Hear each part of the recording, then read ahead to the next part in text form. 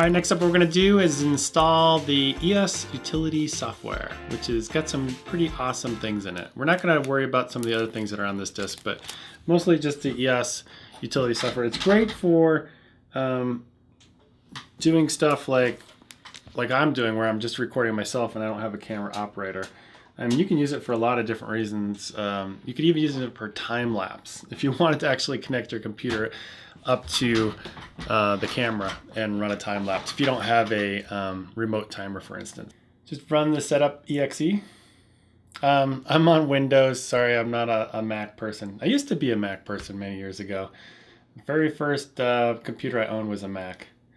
So pick your country. Self-explanatory stuff. English for me. I do custom installation because we're just going to do the one particular item on the disk. I'm just going to take all these other things off. There's some really cool programs in here if you want to play around with them, like Photo Stitch. Some other really fun stuff to play with. So we're just going to do the EOS Utility. And then say yes. All right, for you, maybe yours is saying that it installed. Mine says it's already installed, but I say don't register. You can if you like. So right, the next thing we do is we take our cable that was supplied and we plug it into what's called the AV out. AV/out. So you just plug it in, and once you've got it plugged in, go ahead and turn the camera on. And to start off with, I want you to go and turn it to one of the picture modes, AV or TV modes to start off with. And then go ahead and launch the EOS Utility. And you'll know you have it right when you see the camera settings remote shooting light up like it is right now. If it's all grayed out, then you didn't install it properly. One other thing you got to make sure is you're not on live view. You want to put it to flip it up, the switch. So the first thing we're going to do is the author and copyright. Like I said before, you could do this on the inside the camera, but it's so much easier just to type your information right here and then just click OK. And the same thing with the copyright. And you can change the date, but the date's pretty easy because you can use the Wi-Fi and have it update automatically for you. So the next thing we're going to do is we're going to go out of this and we're going to go back to M mode and then go to live view mode. And we're going to see we're going to lose that information right there. Right now, this button right here says live view shoot. Go ahead and click on that. All right, now we could be able to control the camera. I'm just shooting it outside, connected to the cord, and I can change, for instance, the shutter speed. Let's bring that up to a 50th second. Maybe take the ISO down a bit. You know, we can view the histogram right here, which is great. We could change the ISO. Maybe let's change it down to 100, for instance. One more. And we could take our f-stop. Let's bring that down a little bit. And you can look at the histogram and everything. So you can even focus from here. So you can do a lot of things. So you can actually see the audio occurring right here because it's the microphone is pretty close to me. That's built into the camera. So pretty much you can do a lot of different things, like you can hit record. So now I'm actually recording. You can stop recording. So you can do a lot of different things. One of the things you can do is also focus.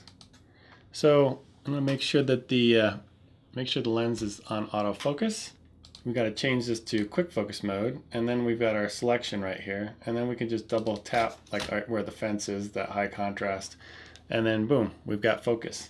So that's pretty much it. Just a quick tour of the EOS Utility software. It can do a lot more things, like it'll do time lapse and a bunch of other different things. You can change your picture styles from here. You can change the picture styles. You can change the contrast. You can change a whole bunch of stuff right from the software, which it makes it really convenient if you're just shooting yourself, like in a situation like I am. All right, next up, we're going to step through all the different types of focus modes. Obviously, we've got manual, and then we've got 3 different types of auto. So we're going to step through the 3 types of auto first. We've got our doll here again. Sorry, on the last video, I'm going to actually have a real live person to do these tests with. But just for the nuts and bolts, we're going to use a doll because she doesn't complain and she doesn't move. And it's one of the dolls from my girls' collection. Okay, so the first one we're going to talk about is we've got to make sure that your lens is on autofocus. And then we hit the Q button.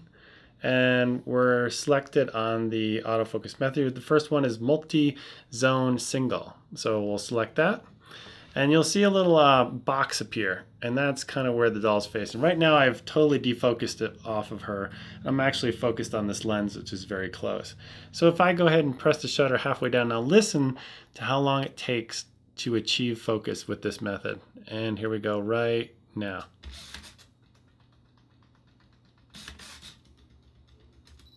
Finally got it. Took quite a while. Let's go ahead and check the focus. So if we press once, twice, and then 3 times, and it did a very good job. I mean, it looks tack sharp when I've zoomed all the way in. So next up, what we're going to do is we're going to switch the mode to face detect live mode. And you can see a little happy face, 2 eyes, and the L for nose, and a that's how they do it to abbreviate it. So if we select that one, and then I'm going to take it out of autofocus and totally defocus it again. And then now it's going to try to find a face in the scene. So here we go. I'm going to press this shutter halfway down right now. And just as I thought, it's having a problem finding a face. Found her arm. It's like, oh, now I'm somewhat in focus. I actually found her face. So let's try it again. Here we go. And then it locked on. Now with this particular mode, which kind of stinks, is if I try to zoom, it says I can't zoom. So that's not a very good focus method. These 2 methods, to me, I never use because they're so slow. So then the last one I want to show you, let's go how manual again, defocus it. And then I'm going to go back to quick mode and choose autofocus quick detect. All right, as you can see all the different focus points on the screen, and I'm going to stay with this one right up here where that, and you cursor around to find the one you like. So we're going to go ahead and do it now. Ready, go. Boom, it locked on. It locked onto her shirt. Obviously, if I recomposed and put it on her eye, for instance, we'd get good focus. But let's go ahead and zoom in, and once, twice, and you know, where it did focus on its shirt, it looks perfect. So to me, that is the best method by far. And one of the reasons why is, let's say you're outside, you're shooting at, let's say you have an ND filter on the camera and you're shooting at like 3.5 and the sun is behind you and it's hitting the screen. It's hitting the screen so hard. Let's say you're out in the snow too. I can tell you from experience, you can barely make out anything on the screen in those lighting situations, unless you use like a viewfinder. Let's say you don't have a viewfinder and you can just barely make out a shape of a person on the screen. Well, you can use your quick focus and just get it on that blob of a shape where you think is a person because you can barely see it, and then boom, latch down, and you're going to be golden. It's just a great way of using quick focus. So what I do, you can, it depends on the lens. This particular lens is a inexpensive lens where you have to switch between autofocus and manual focus, because if I'm on autofocus and I try to change it, it doesn't like it. You can feel the motor working against me, and it's probably not too good to fight against the motor while the camera's on. So I'd have to switch it to manual focus. Most lenses, you don't have that situation. Like the kit lens, you can do a quick focus in and just grab the lens and then fine tune it from there, which is awesome. This particular lens, you can't. So what I'm going to do now is we're going to put it on manual focus, and we'll use the punch-in method. So we just basically hit the magnifying button twice, cursor up to her face where eyes are, and then just manually go in and find where her eyes are most in focus. And once we've got it, we punch back out again, and we're ready to roll. All right, now there's going to be some situations where you're going to need to do a rack focus. And the Canon T4i has, with the STM lenses, you can kind of do this with the touch screen. You can touch one to the other. For instance, if this was a touch screen, I could touch this lens and put it into focus. And if I touch on the screen where the doll is, it'll go and go to the doll's face.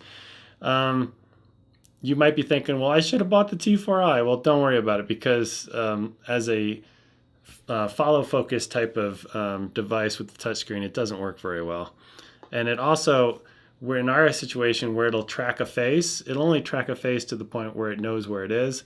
You could lock the focus on it, like what we've shown, but it won't continuously track the face like the T4i will.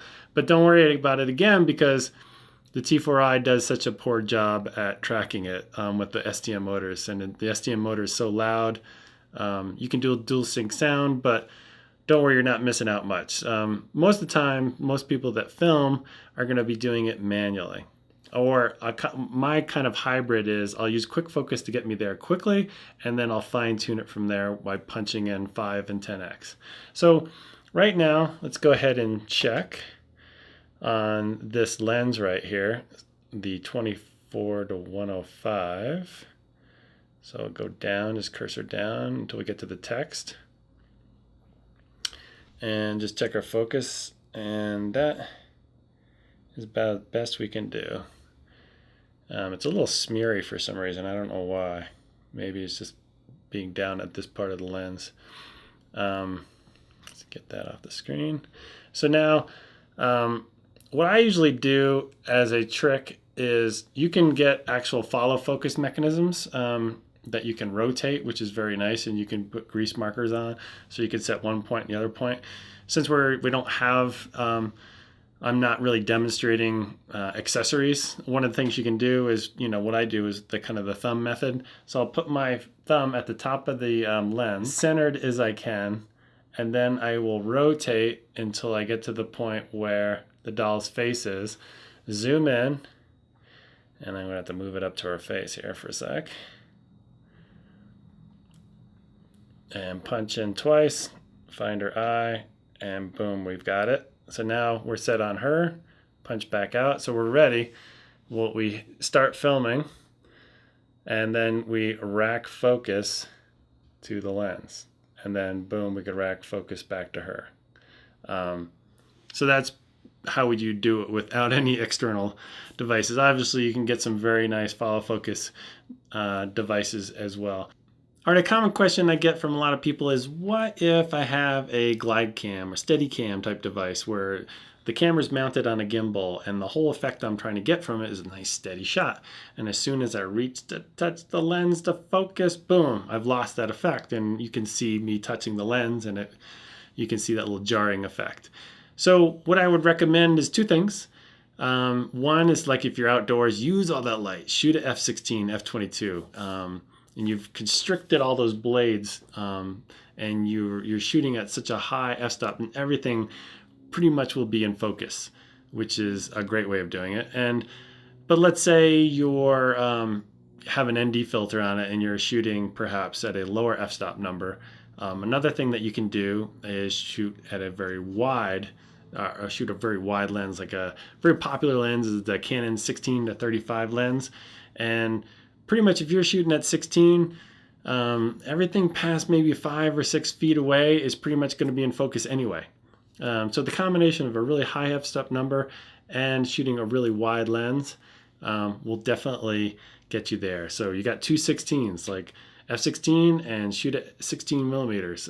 Great place to start to keep everything in focus while you're doing glide cam work.